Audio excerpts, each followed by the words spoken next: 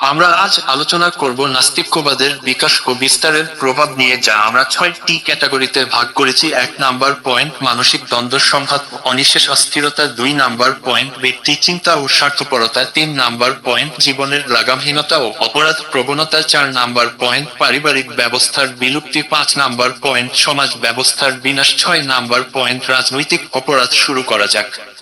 নাস্তিক্যবাদ একজন মানুষের জীবনে যেসব অভিশাপ আর সর্বনাশ ডেকে আনে, তার ভেতরে সবার প্রথমে আসে মানুষের মানসিক দ্বন্দ্ব সংঘাত ও পেরেশানি, মনের চাঞ্চল্য ও অস্থিরতা। প্রত্যেকটি মানুষের ভেতরে সহজাতভাবে কিছু প্রশ্ন জাগবে, এটাই স্বাভাবিক। কেন আমাদের সৃষ্টি করা হয়েছে? কে আমাকে সৃষ্টি করেছেন? আর আমি যাবই বা কোথায়? এটা ঠিক যে যান্ত্রিক জীবনের অবিরাম ঘূর্ণন মানুষকে অধিকাংশ সময়ে এসব প্রশ্ন নিয়ে চিন্তা ভাবনার সময় দেয় না। কিন্তু তারপরেও কখনো কখনো মানুষ জীবনে চলার পথে ধাক্কা খেয়ে নিজের অজান্তেই এসব প্রশ্নের জবাব খুঁজতে থাকে। বিভিন্ন অসুখ বিসুখ আর রোগ ব্যাধিতে আক্রান্ত হয়ে, কিংবা বন্ধু বান্ধব ও কাছের মানুষ হারিয়ে হঠাৎ মানুষের মনখানি ব্যাকুল ও উদাস হয়ে ওঠে। এভাবে ছন্দময় জীবনে হঠাৎ যখন ছন্দপতন ঘটে, তখন মানুষ নিজের অস্তিত্ব ও গন্তব্য নিয়ে চিন্তা ফিকির করতে বাধ্য হয়।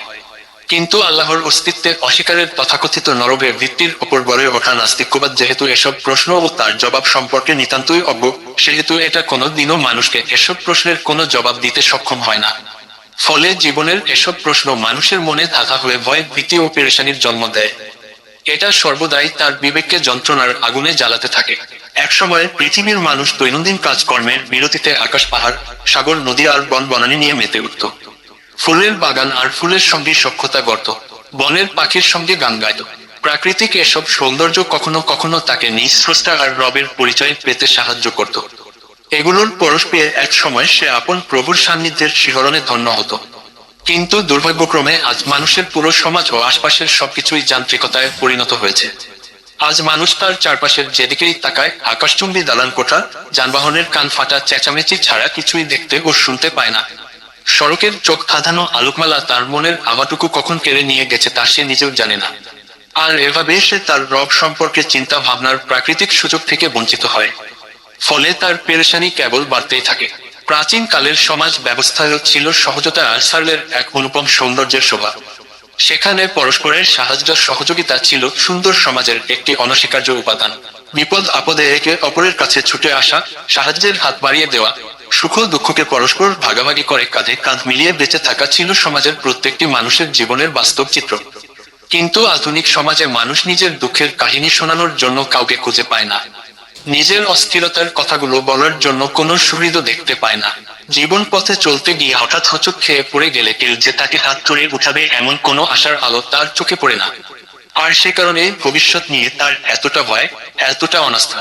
সেই ধারাবাহিকতায় সমাজের সবগুলো মানুষ কেবল নিজের ভবিষ্যৎ গড়ার স্বপ্ন নিয়ে দুই হাত ভরে ধন সম্পদ উপার্জনের জন্য ঘরের বাইরে বেরিয়ে পড়ে। এখানে বোঝার চেষ্টা করুন, যদি এই অবস্থায় মানুষ আল্লাহর ওপর বিশ্বাস করত, তবে সে ভবিষ্যতের জন্য এতটা পেরেশান আর ব্যাকুল হয়ে উঠত না। কারণ সে আল্লাহর ওপর ভরসা করে স্বাভাবিক গতিতে পথ চলত। আর এই বিশাল সমস্যার সমাধানও হয়ে যেত অতি সহজে। কিন্তু নাস্তিক্যবাদ এই সমস্যার কোনো সমাধানই দিতে পারেনি। কারণ এর মতে মানুষই তো তার সবকিছুর স্রষ্টা। সুতরাং এসব সমস্যার সমাধানও তাকেই বের করতে হবে। আর এভাবে সমাজের প্রত্যেকটি মানুষই ব্যক্তিচিন্তায় ব্যতিব্যস্ত হয়ে ওঠে চরম স্বার্থপর। ভবিষ্যৎ সম্পর্কে এক অজানা ভীতি ও শঙ্কা আর মানসিক পেরেশানি ও অস্থিরতার অনিবার্য পরিণতি এই যে সমাজের মানুষগুলো সতত আত্মচিন্তামগ্ন ও চরম স্বার্থপর হয়ে পড়বে। অন্যের চিন্তা ভাবনা বাদ দিয়ে সদা সর্বদা নিজের স্বার্থসিদ্ধির চিন্তাই হবে তার দিনরাতের সাধনা। কারণ ধর্ম মানুষকে সব সময় অন্যের জন্য নিজের সাধ্যমতো ব্যয় করতে উদ্বুদ্ধ করে। আল্লাহর নিজামন্দি লাভ করতে হলে পরের কল্যাণে পূর্ণ নিবেদিত হতে হবে এমন দীক্ষা দেয়। কিন্তু অপরের কল্যাণকামিতা, দয়া ও মমতা প্রদর্শন আর পরহিতব্রতের উৎসমূল সেই ধর্মই যখন মানুষের জীবন থেকে বিদায় নেয়, তখন স্বাভাবিকভাবেই তার জায়গা এসে দখল করে ব্যক্তিচিন্তা ও আত্মপ্রায়ণতা। সে কারণে এই নাস্তিক্যবাদী সমাজে আমরা দেখতে পাই, সেখানে কেউ কারো সাহায্যে এগিয়ে আসে না। দরিদ্র ও গরিব মানুষের প্রতি কেউ সহমর্মিতা ও মমত্ববোধ দেখায় না। এভাবে একসময় স্বার্থপরায়ণতার পরিধি বাড়তে থাকে। মানুষ স্বীয় আত্মীয় স্বজন, বন্ধু বান্ধব, এমনকি স্ত্রী, পরিবার ও বাবা মাকেও ভুলে যায়। পরের মঙ্গলের জন্য সে কেবল তখনই চিন্তা করে যখন সেটা তার স্বার্থসিদ্ধির ক্ষেত্রেও কাজে আসে। স্বার্থপরতার এই শৈলাবের ক্ষেত্রে মানুষকে আরো সামনে ঠেলে দেয় পার্থিব ভোগ বিলাসের প্রতি তার বিশ্বাস ও চিন্তাধারা। নাস্তিক্যবাদী সমাজ ব্যবস্থায় যেহেতু জীবনের সব ধরনের বিলাস ব্যসনকে হালাল ঘোষণা করা হয়েছে, সে কারণে মানুষ সেসব ভোগে নিজেকে জড়িয়ে নিতে স্বার্থচিন্তা বাদ দিয়ে আর কোনো কিছুরই তোয়াক্কা করে না। কারণ সে খুব ভালো করেই জানে, পরের জন্য চিন্তা এক্ষেত্রে তার কোনোই উপকারে আসবে না। আর এভাবেই গোটা বিশ্বে মহামারী ছড়িয়ে পড়ে দাবানলের চেয়েও দ্রুত গতিতে। নাস্তিক্যবাদ মানুষের মন ও মননকে সঠিক ও সুস্থভাবে প্রতিপালন করে না, তাকে ভালো ও সৌন্দর্যের দীক্ষা দেয় না, কোনো দিনও তাকে তার রবের ভয় দেখায় না, যিনি নিরন্তর তাকে দেখে চলেছেন। তার প্রতিটি কর্মকাণ্ডের বিন্দু বিসর্গ সম্পর্কেও পূর্ণ অবগত রয়েছেন। এ কারণেই একজন নাস্তিক রূপ স্বভাব ও অনুভূতিহীন হয়ে বেড়ে ওঠে। ফলে তার গোটা জীবনটা হয়ে ওঠে নিয়ন্ত্রণশূন্য ও লাগামহীন। অন্যায় ও অপরাধ থেকে তাকে ফিরিয়ে রাখার মতো কোনো বস্তু তার ভেতরে থাকে না। ন্যায় ও সততার প্রতি তাকে কোনো কিছু উদ্বুদ্ধ করে না। বরং এর বিপরীতে নাস্তিক্যবাদ তার কানে কানে প্ররোচিত করে যে, এর পৃথিবীতে তুমি এভাবেই হঠাৎ করে চলে এসেছো। তোমাকে কেউ সৃষ্টি করেনি, অথবা তুমি নিজেই নিজেকে সৃষ্টি করেছো। আর পৃথিবীতে তুমিও লাখো প্রাণীর মতো একটি প্রাণী। ফলে তার ভেতরে ধীরে ধীরে জন্তু জানোয়ারের গুণাবলী বেড়ে উঠতে থাকে। ওভাবেই সে নিজেকে প্রকাশ করতে উদ্বুদ্ধ হয়। কিন্তু কখনো কখনো যদি সমাজ কিংবা পরিস্থিতি তার স্বার্থসিদ্ধির পথে কাটা হয়ে দাঁড়ায়, তখন সে সেই কাটা উপরে ফেলতে বিভিন্ন কলা কৌশল কিংবা জোর জবরদস্তিতার আশ্রয় নেয়। কিন্তু কোনো অবস্থাতেই তাকে পূর্ণরূপে লাগাম পরানোর মতো কেউই থাকে না। কারণ সে কোনো রবকে ভয় করে না, কারো কাছে জবাবদিহির কোনো চিন্তা করে না। তাহলে তার আর দুশ্চিন্তার জায়গাটা কোথায়? হ্যাঁ, কখনো কখনো সামাজিক নিয়ম নীতি কিংবা মানবীয় আইন কানুন তার স্বার্থ হাসিলের ক্ষেত্রে বাধা হয়ে দাঁড়ায়। কিন্তু বর্তমান সমাজ ব্যবস্থা সম্পর্কে খোঁজ খবর রাখেন এমন যে কারো কাছে স্পষ্ট যে সেই প্রতিকূলতা দূর করতে তার খুব বেশি কাঠখড় পোড়াতে হয় না। আবার কখনো কখনো মানবিক প্রবৃত্তি কিংবা মানুষের সহজাত বিবেকবোধ তার অনুভূতিতে নাড়া দেওয়ার চেষ্টা করে, ভেতর হতে তাকে অপরাধ থেকে ফেরানোর জন্য কখনো কখনো ডাক দিয়ে যায়। কিন্তু বাস্তবে এগুলো কি তাকে তার পথ থেকে ফেরাতে পারে? আসল কথা হলো, নিরন্তর ধাবমান জীবন চাকার গড়গড় ঘূর্ণনের মাঝে বিবেকবোধ আর হৃদয়ের গভীর থেকে ভেসে আসা উচ্চকিত সেই আওয়াজ নিমেষে বাতাসে মিলিয়ে যায়।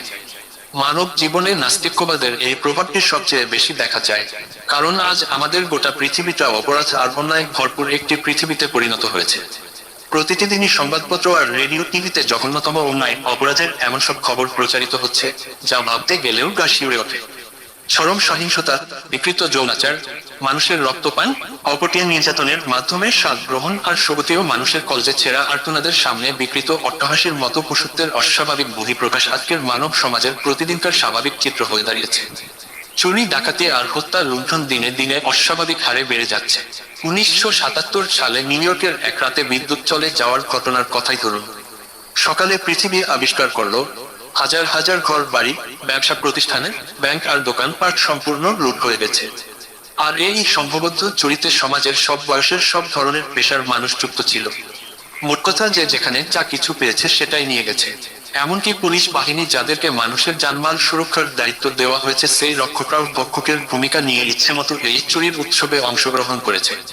বিশেষজ্ঞদের মতে, যদি কোনোভাবে সপ্তাহব্যাপী এখানে বিদ্যুৎ না থাকতো আর সেনাবাহিনীও এখানে কোনো রকমের ভূমিকা না নিত, তবে এক সপ্তাহ পরে গোটা শহর শুদ্ধ লুট হয়ে যেত। সুতরাং যদি বিভিন্ন রাজনৈতিক সংকট ইত্যাদিতে কিংবা যুদ্ধক্ষণ পরিস্থিতিতে এই সমাজের একে অপরটি খেয়েও ফেলে, তবে তাতে আশ্চর্যের কি আছে? মূলত এসব কিছুই নাস্তিক্যবাদের অনিবার্য ফলাফল। নাস্তিক্যবাদ মানুষের সামাজিক জীবনের ধ্বংসের কুঠার হয়ে গোড়া কেটে দিয়েছে। কারণ আল্লাহ থেকে দূরত্ব কেবলমাত্র মানুষের ব্যক্তি জীবনে প্রভাব ফেলে না, বরং স্বাভাবিকভাবেই সেই প্রভাব বিস্তৃত হয় তার সামাজিক জীবনে এবং সেটাকে গড়িয়ে দেয়। একটি সুন্দর মানব নাস্তিক্যবাদ মানুষের সামাজিক জীবনের ধ্বংসের কুঠার হয়ে গোড়া কেটে দিয়েছে।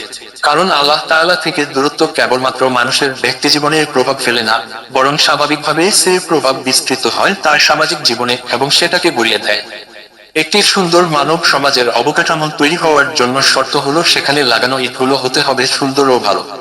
যদি ভিত্তিমূলই ভালো না হয়, ভবনের মূল উপকরণই যদি সুস্থিত ও মজবুত না হয়, আর পরবর্তীতে সে ভবন গড়ে উঠতে না উঠতেই কাত হয়ে পড়ে, তবে তাতে বিস্ময়ের কি থাকে?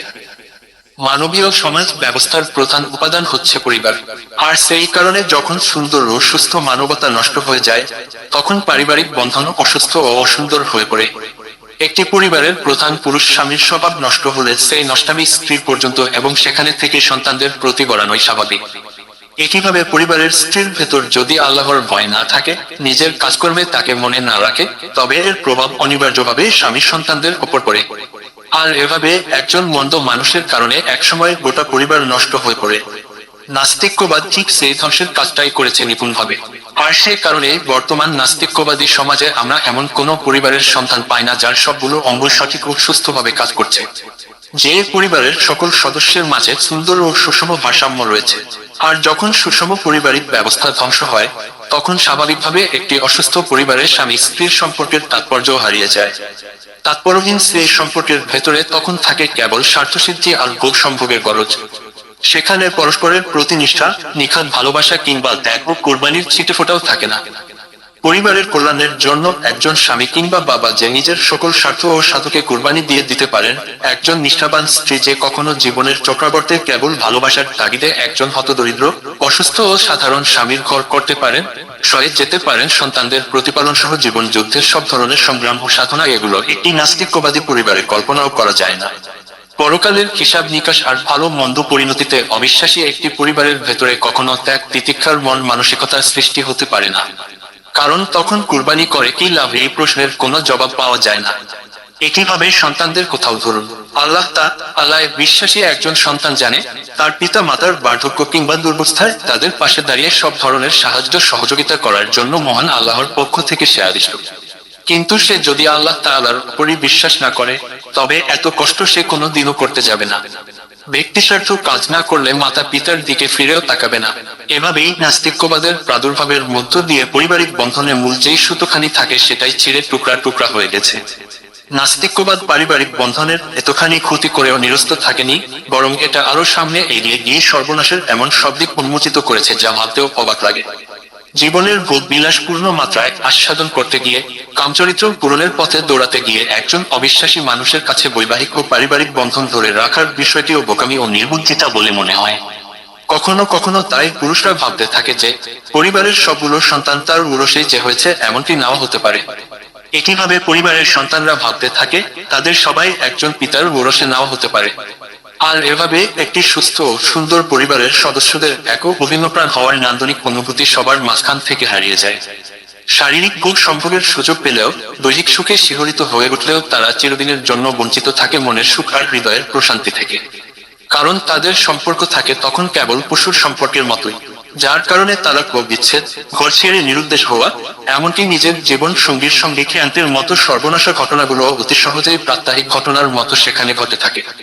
পিতা তার মেয়ের সঙ্গে ছেলে বন্ধুদের দেখে তাকে স্বাধীনতার প্রতি আরো উদ্বুদ্ধ করেন। ছেলের সঙ্গে তার মেয়ে বন্ধুদের দেখেও না দেখার ভান করেন, কারণ নাস্তিক্যবাদ তাদের শিক্ষা দিয়েছে প্রত্যেকে তার নিজের ইচ্ছানুযায়ী জীবন চালাবে, প্রত্যেকে তার নিজের ব্যাপারে দায়িত্বশীল। সুতরাং অপরে কি করছে সেটা দেখার দায়িত্ব তার নয়। আর এভাবে পারিবারিক ব্যবস্থাকে সে পুরোপুরি ধ্বংস করে দিয়েছে। আমরা আগেই বলে এসেছি, পরিবার হলো সমাজ ব্যবস্থার মৌলিক উপকরণ। সুতরাং পারিবারিক ব্যবস্থা ধ্বংসের ফলে সমাজ ব্যবস্থায়ও যে ধ্বংস ও বিলুপ্তি নেমে আসবে সেটা বলাই বাহুল্য। কেননা একটি পরিবার প্রতিনিয়ত সমাজকে নতুন নতুন সদস্য সরবরাহ করে। সুতরাং পরিবার যদি সমাজের কাছে নষ্ট ও বিপদগামী সদস্য সরবরাহ করে, তবে সন্দেহ নেই একসময় পুরো সমাজ নষ্ট ও বিপদগামী হয়ে পড়বে। একটি সামাজিক ব্যবস্থায় ব্যক্তি হয়ে থাকেন কোনো অফিসের সবচেয়ে বড় কর্মকর্তা, হাসপাতালের চিকিৎসক, শিক্ষা প্রতিষ্ঠানের শিক্ষক কিংবা শিল্প কারখানার কর্মচারী। আর তাই সর্বত্রই এই মানুষটিকে তার আশপাশের মানুষের সঙ্গে সেভাবে আচরণ করতে হয় যা ছোটবেলা থেকে তার পরিবার তাকে শিক্ষা দিয়েছে। সুতরাং ছোটবেলা থেকে পরিবারে সে যদি কেবল ব্যক্তিচিন্তা আর স্বার্থপরতা শিখে থাকে, তবে সমাজেও তো সে ঠিক একই রূপ নিয়ে আত্মপ্রকাশ করবে। ফলে গোটা সমাজটাই হয়ে পড়বে স্বার্থপর ও আত্মপ্রায়ণ সমাজ। পরস্পরের ভালোবাসা ও সহমর্মিতার অনুভূতি, জনহিতৈষী মনোভাব, অপরের কল্যাণে নিজের স্বার্থকে কোরবান করে দেওয়ার মানসিকতা সেই পরিবেশ থেকে সম্পূর্ণরূপে অবলুপ্ত হয়ে যাবে। সরকারি অফিস আদালত, ব্যক্তি মালিকানাধীন প্রতিষ্ঠানগুলো পরিণত হবে কেবল স্বার্থসিদ্ধি ও ব্যক্তিগত গরজ পূরণের বাহন হিসেবে। সমাজের প্রত্যেকটি মানুষই খুঁজতে থাকবে দুর্নীতি আর অন্যায় প্রভাব খাটিয়ে উদ্দেশ্য হাসিলের নতুন নতুন পন্থা ও পদ্ধতি। আইনের চোখ ফাঁকি দিয়ে ঘুষ উৎকোচ গ্রহণ আর রাষ্ট্রের সম্পদ নিজের বাপের রেখে যাওয়া মিরাজ মনে করে চোখ বন্ধ করে গিলতে থাকবে। নাস্তিক্যবাদের প্রভাবে আমাদের আধুনিক মানব সমাজ পশু সমাজের সঙ্গেই অধিক সামঞ্জস্যপূর্ণ হয়ে গেছে, যেখানে প্রত্যেকেই একে অপরকে শিকারের নেশায় সারাক্ষণ ওত পেতে থাকে। আর সে কারণে যেখানকার দুর্বলরা চায় সবলদের চোখে এড়িয়ে থাকতে, আর সবলরা চায় কলে কৌশলে দুর্বলদের ঘাড় মটকাতে। আজকের পাশ্চাত্য সমাজ ব্যবস্থা সম্পর্কে সচেতন ব্যক্তিমাত্রই জানেন অপরাধ সেখানে একটি সাধারণ বিষয়ে পরিণত হয়েছে। এটা সেখানে মানুষের দৈনন্দিন গতানুগতিক আচারের অপরিহার্য অনুষঙ্গে রূপ নিয়েছে। সে কারণে ব্যভিচার ও বিকৃত যৌনাচারের দরজা ব্যাপকভাবে উন্মুক্ত থাকার পরেও সেখানে নারী অপহরণের হার রীতিমতো ভীতিকর। কর্মসংস্থানের প্রচুর সুযোগ সুবিধা আর ক্ষেত্র থাকা সত্ত্বেও বিভিন্ন বয়সের ও বিভিন্ন পেশার মানুষ কর্তৃক চুরি ডাকাতি আর সশস্ত্র ছিনতাই অহরহই হচ্ছে। শহরগুলোতে শত শত অপরাধ সংগঠন আজ নিতান্তই একটা স্বাভাবিক চিত্র হয়ে গেছে। এভাবে আল্লাহর স্মরণ ও ভীতি থেকে উদাসীন নাস্তিক্যবাদী একটি সমাজ কখনো সুস্থ ও সবল সমাজ হিসেবে পৃথিবীর বুকে টিকে থাকতে পারে না, বরং সেটা পরিণত হয় একটি অন্যায়, অশ্লীলতা, পাপাচার আর নীতিহীনতার ভাগাড়ে। অন্যায়, অপরাধ, জুলুম, নির্যাতন, আইনের চোখ ফাঁকি দিয়ে স্বার্থসিদ্ধি, অন্যায়ের প্রভাব খাটিয়ে কাঙ্ক্ষিত বস্তু অর্জন ইত্যাদি তখন হয়ে পড়ে সেটার নিত্য নৈমিত্তিক চিত্র। সেখানে সবলরা দুর্বলদের ওপর জুলুম করে, আর দুর্বলরা সবলদের জুলুম থেকে বাঁচার জন্য মুনাফিকের আশ্রয় নেয়। আর এগুলোই তখন পরিণত হয় সেই সমাজের মানুষের আচরণের মূলনীতি আর অলিখিত সংবিধানে। নাস্তিক্যবাদের প্রভাব সম্ভবত সবচেয়ে বেশি দেখা যায় বিশ্ব রাজনীতি ও বিভিন্ন দেশের মধ্যকার দ্বিপাক্ষিক ও আন্তর্জাতিক সম্পর্কের ক্ষেত্রে। কারণ যেই নাস্তিক্যবাদ ও বস্তুবাদী স্বভাব চরিত্র একজন মানুষের হৃদয়কে কঠোরতা, ক্রূরতা আর আত্মপ্রায়ণতায় ভরপুর রাখে, আন্তর্জাতিক রাজনীতি ও দ্বিপাক্ষিক রাষ্ট্রীয় সম্পর্কের ক্ষেত্রেও এটা তাকে কঠোরতা ও স্বার্থপরতার পথে ঠেলে দেয়। আর সে কারণে আমরা পৃথিবীর বড় বড় সাম্রাজ্যবাদী রাষ্ট্রগুলোকে আন্তর্জাতিক রাজনীতির ক্ষেত্রে সবসময়ই দেখি নিকৃষ্ট থেকে নিকৃষ্টর কলা কৌশল আর টাল বাহানার আশ্রয় নিতে। উদ্দেশ্য থাকে দুর্বল জাতিগুলোর গলায় গোলামির জিঞ্জির পরিয়ে দেওয়া, ছলে বলে দুর্বল রাষ্ট্রগুলোর ধন সম্পদ বাগিয়ে নেওয়া। এই নাস্তিক্যবাদ ও বস্তুবাদী রাজনীতিতে সবচেয়ে বেশি ক্ষতির শিকার হয়েছে আরব ও ইসলামী বিশ্ব। কারণ যখনই কোনো আরব কিংবা মুসলিম রাষ্ট্র নিজেদের কৃত অধিকার ফেরত চায়, তখনই তাদের সামরিক আগ্রাসনের নগ্ন হুমকি ধমকি দেওয়া হয়। বরং আরো আগে বেড়ে বলা যায়, যখন আমাদের কোনো রাষ্ট্র নিজের সীমানার ভেতরে পবিত্র কুরআন ও সুন্নাহর আইন বাস্তবায়নের মাধ্যমে আলোর পথে হাঁটার পরিকল্পনা করে, তখনই সাম্রাজ্যবাদী শক্তিগুলো বিভিন্ন খোঁড়া যুক্তি দেখিয়ে তার পথ আগলে দাঁড়ায়। পশ্চাৎপদ ও প্রগতি বিরোধী, অন্যায় ও বর্বর, জালেম ও অসহিষ্ণু সহ বিভিন্ন অপবাদ আর কলঙ্কের কালিমা লেপন করা হয় আমাদের পবিত্র ধর্মের শুভ্র অঙ্গে। ইসলামী বিশ্বের বিরুদ্ধে এই নাস্তিক ও সাম্রাজ্যবাদী শক্তিগুলো তাদের মনে যে কতটা ঘৃণা ও বিদ্বেষ লালন করে এর সবচেয়ে বড় উদাহরণ বোধ হয় তেল। যখন ইসলামী বিশ্ব এই তেলের ন্যায্য দাম পাওয়ার জন্য আন্তর্জাতিক বাজারে আবেদন করেছিল, তখন তথাকথিত এসব আন্তর্জাতিক মূল্য আমাদের বিশ্ব অর্থনীতি ও সভ্যতা ধ্বংসের ষড়যন্ত্রকারী হিসেবে আখ্যায়িত করেছিল। কারণ শুধু একটি, আমরা কেন আমাদের ন্যায্য অধিকার চাইতে গিয়েছিলাম। বরং এসব সাম্রাজ্যবাদী শক্তি বারবার হাঁকডাক ছেড়েছে, যদি তাদের কাছে তেল রপ্তানি বন্ধ করে দেওয়া হয় কিংবা তেলের মূল্য বৃদ্ধি পায়, তবে প্রয়োজনে তারা আমাদের তেলের খনি দখল করে আমাদের এর থেকে মাহরুম রাখবে। এভাবেই আজ গোটা পৃথিবীর সাম্রাজ্যবাদী বৃহৎ রাষ্ট্রগুলোর আন্তর্জাতিক বস্তুবাদ ও স্বার্থপরতার আগুনে জ্বলে পুড়ে ছাই হয়ে যাচ্ছে। একের পর এক তারা দুর্বল রাষ্ট্রগুলোকে দখল করে সেগুলোর ধন সম্পদ লুট করছে, সেখানকার অধিবাসীদের গলায় গোলামির জিঞ্জির পরিয়েছে, আর সেগুলাকে ঠেলে দিয়েছে ভেদাভেদ, বিশৃঙ্খলা, অস্থিরতা আর দ্বন্দ্ব সংঘাতের দিকে। বিশ্ব রাজনীতির কর্ণধারগণ যদি আল্লাহ তাআলার একত্ববাদে বিশ্বাসী হতেন, মহান স্রষ্টার ভয় যদি তাদের হৃদয়ে সদা সর্বদা জাগরুক থাকতো, তবে এই পৃথিবীটা আজ এতটা অশান্ত থাকতো না। জাতিতে জাতিতে থাকতো ভ্রাতৃত্ববোধ আর পরস্পরের সহমর্মিতা ও ভালোবাসার সুনিবিড় বন্ধন। দুর্বলদের সহায়তা, দরিদ্রদের অনুগ্রহ আর মজলুমের মমত্ববোধ এসবই হতো বিশ্ব রাজনীতির মূল নীতিমালা। কিন্তু এর চেয়েও বেশি ভয় আর আতঙ্কের বিষয় হলো আধুনিক যুদ্ধের হাতিয়ার ও সমরাস্ত্র আবিষ্কার। কারণ নিজস্ব স্বার্থসিদ্ধির জন্য কখন যে এই নাস্তিক্যবাদী ও স্বার্থপর রাষ্ট্রগুলো গোটা পৃথিবীটা ধ্বংস করে দেয় সেটা সম্ভবত কেউই বলতে পারবে না। ছোট ও দুর্বল রাষ্ট্রগুলোকে ধ্বংস করার জন্য আজ বিশ্বের শক্তিধর রাষ্ট্রগুলো যেসব পন্থা পদ্ধতি একতিয়ার করছে, তাতে কেউ বিস্মিত না হয়ে পারবে না। সমরাস্ত্রের পরিবর্তে আজ তারা ব্যবহার করছে মাদক, মিথ্যা প্রচারণা, নারী ও বুদ্ধিবৃত্তিক লড়াইয়ের হাতিয়ার। দেশ ও দেশের মানুষের জন্য হিতকর সবকিছুই তাই সাম্রাজ্যবাদী শক্তির চক্ষুষুর। এভাবে এই নাস্তিক্যবাদ ও মহান আল্লাহ থেকে দূরবস্থান একটি সুন্দর মানব সমাজকে পরিণত করে জুলুম, নির্যাতন, অন্যায়, অনাচার, চুরি ডাকাতি, ছিনতাই, হানাহানিপূর্ণ একটি ঘৃণ্য সমাজে। ফুল ও পাখির গান নয়, সর্বদা সে সমাজে বয়ে চলে ধ্বংস আর বিনাশের তুফান। সেখানে মাদকের ভেতরে মানুষ বোধ হয়ে থাকে, ফুলে ওঠা আরক্তিম কামার্ত চোখে কামের নেশা দেখতে পায় পৃথিবীর সবকিছুতে। এভাবে নাস্তিক্যবাদের ভিত্তির ওপর গড়ে ওঠা বিশ্ব রাজনীতি একজন মানুষকে বানিয়ে ফেলে চরম স্বার্থপর ও আত্মপ্রায়ণ। সে কেবল এই দুনিয়ার জন্যই বেঁচে থাকে। তার সামনে উপস্থিত দিনটিকে পূর্ণ ভোগ করতে ভালোবাসে। ফলে সে মেশিনের মতো অহর্নিশ ঘুরতে থাকে। তার জীবন ভরে ওঠে হতাশা, বিশৃঙ্খলা আর অপরাধের অভিশাপে।